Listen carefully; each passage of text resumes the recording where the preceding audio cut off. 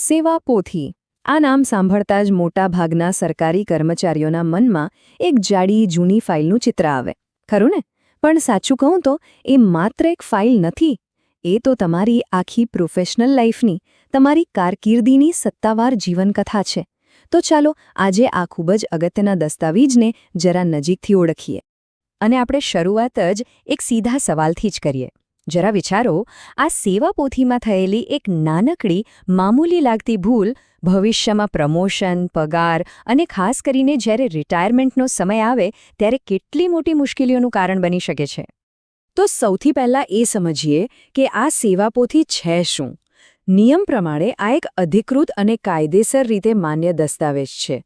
અહીં અધિકૃત શબ્દ પર ખાસ ભાર આપવું જરૂરી છે. કેમ? કારણ કે એનો સીધો મતલબ એ છે કે એમાં લખેલી દરેક વિગત કાયદાની નજરમાં માન્ય છે અને એટલે જ એ તમારા દરેક સેવાકીય હકનો સૌથી મજબૂત અને મુખ્ય પુરાવો બની જાય છે. તો આજે આપણે આ સેવાપોથીના 6 મુખ્ય પાસાઓ પર વિગતવાર વાત કરવાના છીએ. એને કારકિર્દીનો પાસપોર્ટ કેમ કહેવાય, ત્યાંથી લઈને રિટાયરમેન્ટ સુધી, અને છેલ્લે તમારા હકો અને જવાબદારીઓ શું છે તે પણ સમજીશું. ચાલો ત્યારે શરૂ કરીએ. સેવાપોથીને માત્ર એક રેકોર્ડ બુક તરીકે ન જુઓ, એને તમારી કારકિર્દીનો પાસપોર્ટ સમજો. જેમ પાસપોર્ટ પર તમે કયા દેશમાં ગયા એનો સિક્કો લાગે છે, બસ એ જ રીતે સેવાપોથીમાં તમારી કારકિર્દીના દરેક મહત્વના પડાવની, દરેક સિદ્ધિની એક અધિકૃત મહોર લાગે છે. અને એટલે જ આપણે કહી શકીએ કે આ ખાલી ભૂતકાળનો હિસાબ નથી, પણ એ તમારી કારકિર્દીના ભવિષ્યની કુંડળી છે. જે રીતે જન્મકુંડળી પરથી ભવિષ્ય જોવાય છે, એ જ રીતે આ સેવાપોથીમાં લખેલા રેકોર્ડના આધારે જ તમારા ભવિષ્યના લાભો, ખાસ કરીને રિટાયરમેન્ટ પછી મળતા લાભો સુરક્ષિત થાય છે. સારું, તો હવે એ સવાલ થાય કે આટલા અગત્યના દસ્તાવેજનું માળખું કેવું હોય છે? એની અંદર શું હોય છે? ચાલો હવે એની રચનાને સમજીએ. સેવાપોથીને મુખ્ય 5 ભાગમાં વહેંચી શકાય છે, જે બધા મળીને તમારી કારકિર્દીનું એક સંપૂર્ણ ચિત્ર રજૂ કરે છે. જુઓ, આ એના 5 મુખ્ય ભાગ છે. સૌથી પહેલો છે અંગત માહિતી, જે આખી ઇમારતનો પાયો છે. બીજો, શૈક્ષણિક લાયકાત, જે તમારી યોગ્યતાનો પુરાવો છે.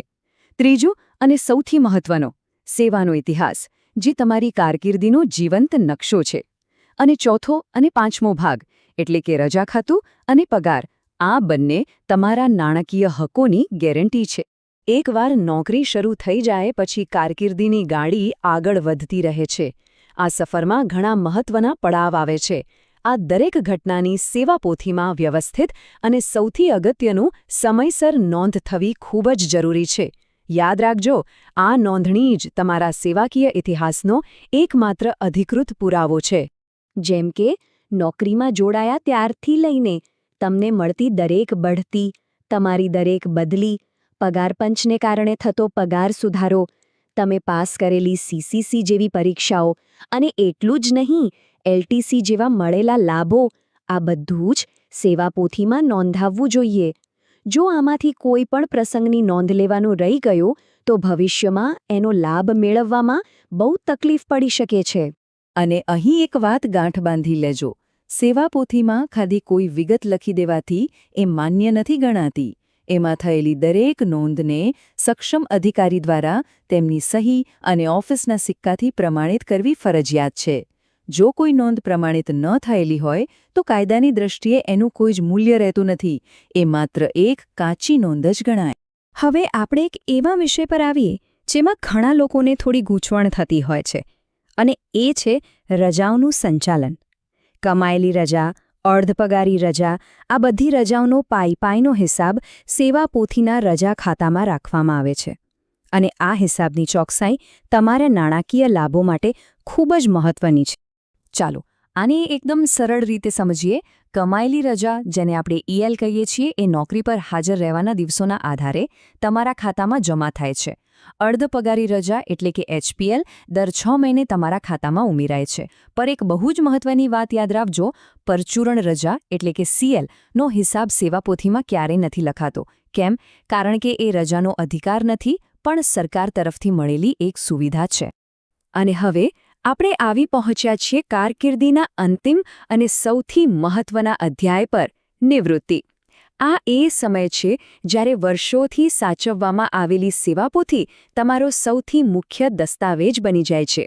તમારું પેન્શન, ગ્રેચ્યુટી અને જમા થયેલી રજાઓનું રોકડ રૂપાંતરણ, આ બધા જ લાભો સંપૂર્ણપણે અને માત્ર આ પુસ્તકની ચોકસાઈ પર જ આધાર રાખે છે. તો જ્યારે રિટાયરમેન્ટ નજીક આવે ત્યારે શું કરવું?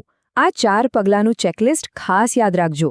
પહેલું, ખાતરી કરો કે તમારી સેવામાં ક્યાંય કોઈ બ્રેક નોંધાયેલો નથી. બીજું, તમારા રજા ખાતાનો હિસાબ બરાબર ચકાસી લો. ત્રીજું, શું વારસદારની વિગતો અપડેટ થયેલી છે?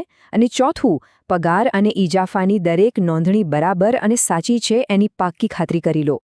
અત્યાર સુધી આપણે આખી પ્રક્રિયાની વાત કરી, પણ આ સાંભળીને એવું લાગે કે બધી જવાબદારી ઓફિસની જ છે. પણ હકીકતમાં એવું નથી. સેવાપોથીની જાળવણી એ માત્ર ઓફિસનું કામ નથી, પણ એ કર્મચારી અને વહીવટી તંત્ર વચ્ચેની એક સહિયારી ભાગીદારી છે. જુઓ, આ ભાગીદારીમાં બંને પક્ષોની ભૂમિકા કેટલી સ્પષ્ટ છે.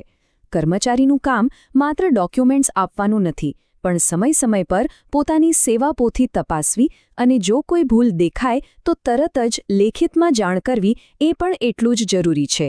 બીજી બાજુ કચેરીના વડાની જવાબદારી છે કે દરેક નોંધ સમયસર કરે, તેને પ્રમાણિત કરે અને પુસ્તકને સાચવીને સુરક્ષિત રાખે. અને આ છે આજની ચર્ચાનો સૌથી મુખ્ય અને પાવરફુલ મુદ્દો. દરેક સરકારી કર્મચારીને પોતાની સેવાપોથી જોવાનો અને જરૂર પડે તો તેની પ્રમાણિત નકલ મેળવવાનો પૂરેપૂરો કાયદાકીય અધિકાર છે. આ કોઈ મહેરબાની નથી, આ તમારો હક છે. આથી એક આદત કેળવવી ખૂબ જ જરૂરી છે. દરેક કર્મચારીએ વર્ષમાં ઓછામાં ઓછું એકવાર તો પોતાની સેવાપોથી તપાસવાનો આગ્રહ રાખવો જ જોઈએ. આ નાનકડી જાગૃતિ તમને ભવિષ્યની ઘણી મોટી સમસ્યાઓથી બચાવી શકે છે. તો અંતે દરેક કર્મચારીએ પોતાની જાતને એક સવાલ પૂછવો જોઈએ. છેલ્લે ક્યારે પોતાની કારકિર્દીના આ પાસપોર્ટની તપાસ કરી હતી? જો જવાબ યાદ ન આવતો હોય અથવા લાંબો સમય થઈ ગયો હોય તો સમજી લેજો કે હવે જ સાચો સમય છે તમારા ભવિષ્યને સુરક્ષિત કરવાનો.